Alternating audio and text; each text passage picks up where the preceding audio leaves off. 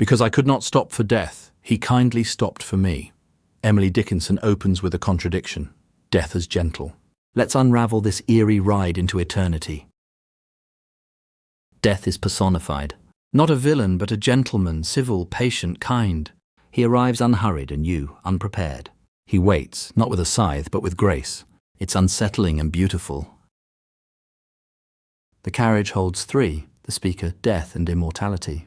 This journey isn't through roads, but through time, memory and existence. The companionship of death and immortality adds depth to the journey. They pass a school, children playing, then grain fields, ripening life, and then the setting sun. Each scene symbolizes a stage of life, from childhood to adulthood to the dusk of life. She shivers in silk and tulle, garments of the dead.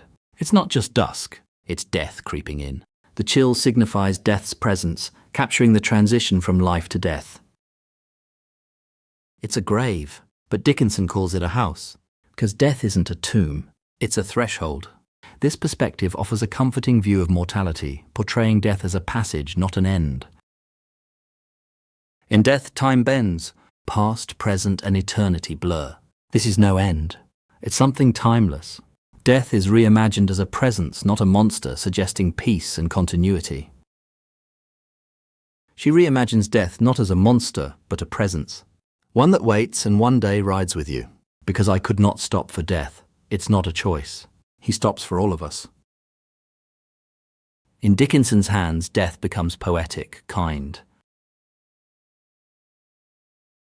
Subscribe and take the next ride with us into literature's shadows. Death is not the end, just the next road. Because I Could Not Stop for Death, by Emily Dickinson. Because I could not stop for death, he kindly stopped for me. The carriage held but just ourselves, and immortality. We slowly drove, he knew no haste, and I had put away my labour and my leisure too, for his civility. We passed the school where children strove, at recess in the ring. We passed the fields of gazing grain. We passed the setting sun. Or rather, he passed us. The dews drew quivering and chill, for only gossamer, my gown, my tippet only tool. We paused before a house that seemed a swelling of the ground. The roof was scarcely visible, the cornice in the ground. Since then 'tis centuries, and yet feels shorter than the day. I first surmised the horses' heads were toward eternity.